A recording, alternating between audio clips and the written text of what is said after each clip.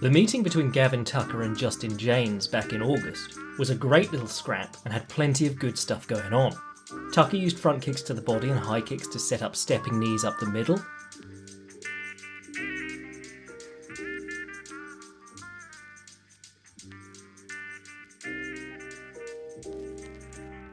James almost guillotined Tucker and Tucker evaded by pantsing himself, and the two basically beat 7 bells out of each other throughout. James had surprised fan favourite Frank Camacho in his UFC debut, going straight at Camacho with ramrod jabs, body jabs and overhands. James snuck in a whipping left hook around the side as Camacho's right hand came in to parry the jab again.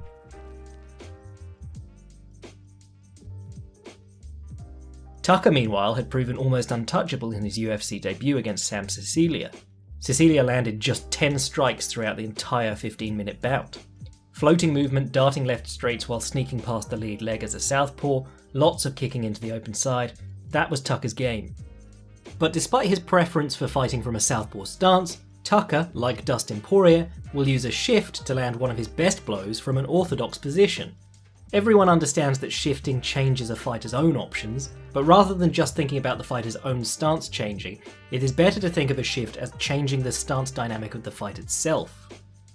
There are only 2 of these: closed guard or closed position, which is matching stances orthodox versus orthodox or southpaw versus southpaw, and open guard or open position, which is opposite stances, southpaw versus orthodox and vice versa.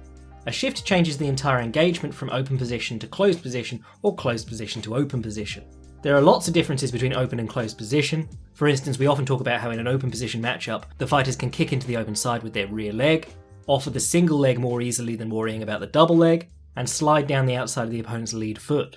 Because the lead legs tend to get in the way of each other, open guard matchups tend to play out at a greater range.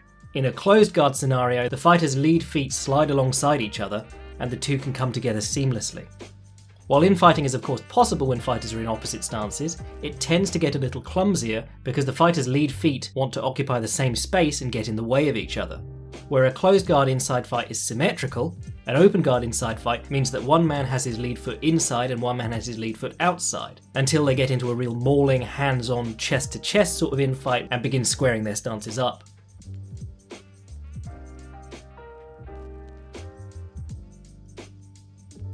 In our last episode, we discussed shifting and how it can be used to cover ground. Where shifting is a relatively uncommon form of offense in modern boxing, it is much better suited to the skittish, long-range world of MMA. We also briefly mentioned Dustin Poirier, who fights southpaw, meaning an open guard matchup against most opponents, but shifts in off his left straight to score overhand rights from an orthodox position. Against orthodox opponents, Gavin Tucker will take a break from fighting on the outside and shift into an orthodox stance, taking him into a closed position where he can score a rear hand uppercut from the inside. He did this against Cecilia, Glenn and Choi, and a good bit of shifting against James. But it was James who surprised Tucker by using exactly the same tactic. James, the orthodox fighter, shifted into southpaw to get in close and land rear-handed left uppercuts to hurt Tucker.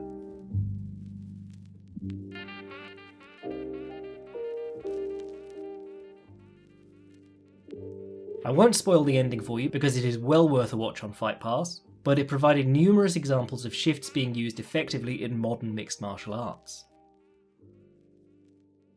I make these videos for fun and they aren't monetized, but if you want to see me not having fun, follow me at JackSlackMMA for live tweets of Valentina Shevchenko fights, or at fightprimer.com to check out my writing. Cheers.